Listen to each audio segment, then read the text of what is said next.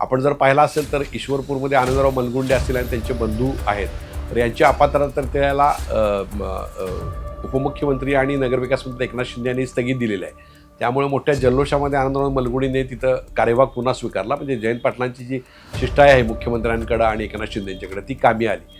कारण जयंत पाटलांचं एक राजकीय महत्त्व वेगळं आहे आणि जयंत पाटलांची राजकीय गरज किती आहे हे देवेंद्र फडणवीस आणि एकनाथ शिंदेंना माहिती आहे. त्यामुळं त्यांनी या गोष्टीला तातडीनं स्थगिती देऊन ईश्वरपूरचा विषय मार्गी लागला. त्यामुळं जयंत पाटलांना दिलासा मिळाला, तसाच जिल्ह्यातल्या विरोधकांना दिलासा मिळाला.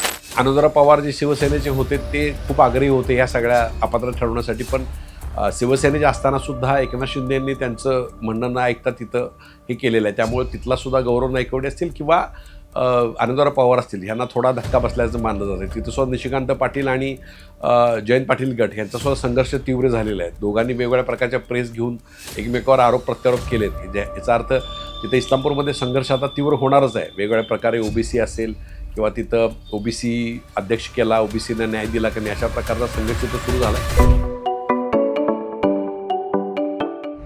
नमस्कार, मी हनुमंत मोहिते .सोनेर आहे माझ्या यूट्यूब चॅनलवर आपल्या सगळ्यांचं स्वागत आहे. सांगली जिल्ह्यामध्ये विरोधकांना नामोहरण करण्याची रणनीती ही सत्ताधाऱ्यांनी आखलेली आपण एक मागचा व्हिडिओ केलेला होता. त्यानुसार आपण म्हणलेलं होतं की इथं जयंत पाटलांचे नगरसेवक फोडण्याचा विषय असेल, ईश्वरपूरमध्ये नगराध्यक्षाला अपात्र ठरवणं असेल, त्यानंतर जिल्हा बँकेला रिझर्व्ह बँकेची नोटीस असेल, त्यानंतर बाजार समितीचं प्रशासक नेमणं असेल, तिथलं त्रिभाजन करणं असेल, तर अशा प्रकारे पूर्णपणे विरोधकांना नामोहर करण्याची रणनीती आणि मिरज पंचायत समितीचे जे सभापती त्यांनासुद्धा अपात्र करण्याचं किंवा ती निवडणूक पुन्हा लावण्याची एक घोषणा करण्यात आली होती. त्यामुळे या सगळ्या गोष्टींनी विरोधकांना नामोहर करण्याची रणनीती आखली होती. पण आता जर पाहिलं तर त्यातून विरोधक हे सावरताना दिसत आहेत आणि त्याला प्रतिहल्ला किंवा प्रत्युत्तर देण्याचा प्रयत्न करतात. आपण जर पाहिला असेल तर ईश्वरपूरमध्ये आनंदराव मलगुंडे असतील आणि त्यांचे बंधू आहेत, तर यांची अपात्रता तर त्याला उपमुख्यमंत्री आणि नगरविकास मंत्री एकनाथ शिंदे यांनी स्थगित दिलेलं आहे. त्यामुळे मोठ्या जल्लोषामध्ये आनंदराव मलगुंडेने तिथं कार्यभाग पुन्हा स्वीकारला. म्हणजे जयंत पाटलांची जी शिष्टाई आहे मुख्यमंत्र्यांकडं आणि एकनाथ शिंदे यांच्याकडे ती कामी आली. कारण जयंत पाटलांचं एक राजकीय महत्त्व वेगळं आहे आणि जयंत पाटलांची राजकीय गरज किती आहे हे देवेंद्र फडणवीस आणि एकनाथ शिंदेंना माहिती आहे. त्यामुळं त्यांनी या गोष्टीला तातडीनं स्थगिती देऊन ईश्वरपूरचा विषय मार्गी लागला. त्यामुळं जयंत पाटलांना दिलासा मिळाला, तसाच जिल्ह्यातल्या विरोधकांना दिलासा मिळाला. दुसरा मुद्दा असा झाला की बाजार समितीमध्ये जो प्रकारे त्रिभाजन झालेलं होतं, त्या त्रिभाजनाचा आणि प्रशासक नेमण्याच्या भूमिकेला कोल्हापूर सर्किट बेंचनं दणका दिला आणि हे सगळं एका महिन्यात सगळं पुन्हा प्रोसेस करण्याचं त्यांना आदेश दिले आणि पुन्हा एकदा सभापतींना कार्यभाग करण्यास सांगितलं.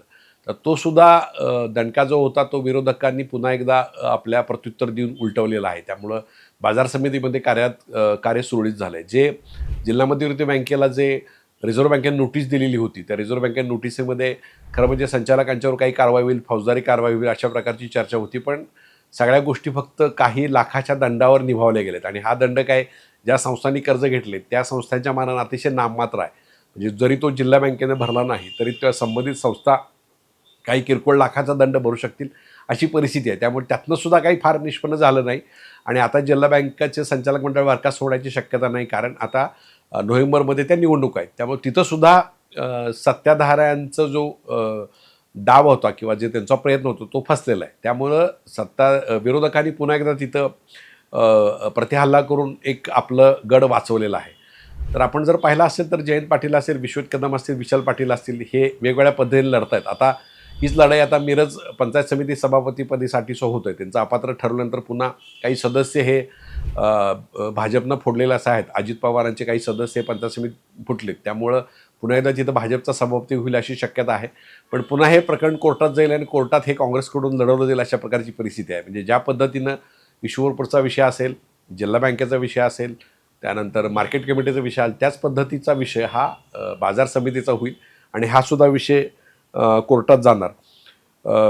दुसऱ्या बाजूला तिकडं आनंदराव पवार जे शिवसेनेचे होते ते खूप आग्रही होते ह्या सगळ्या अपात्र ठरवण्यासाठी, पण शिवसेनेचे असतानासुद्धा एकनाथ शिंदे यांनी त्यांचं म्हणणं न ऐकता तिथं हे केलेलं आहे. त्यामुळे तिथलासुद्धा गौरव नाईकवाडे असतील किंवा आनंदराव पवार असतील ह्यांना थोडा धक्का बसल्याचं मानलं जातं. तिथं सुद्धा निशिकांत पाटील आणि जयंत पाटील गट यांचासुद्धा संघर्ष तीव्र झालेला आहे. दोघांनी वेगवेगळ्या प्रकारच्या प्रेस घेऊन एकमेकावर आरोप प्रत्यारोप केलेत. याचा अर्थ तिथं इस्लामपूरमध्ये संघर्ष आता तीव्र होणारच आहे. वेगवेगळ्या प्रकारे ओबीसी असेल किंवा तिथं ओबीसी अध्यक्ष केला, ओबीसीनं न्याय दिला का नाही, अशा प्रकारचा संघर्ष तिथं सुरू झाला आहे.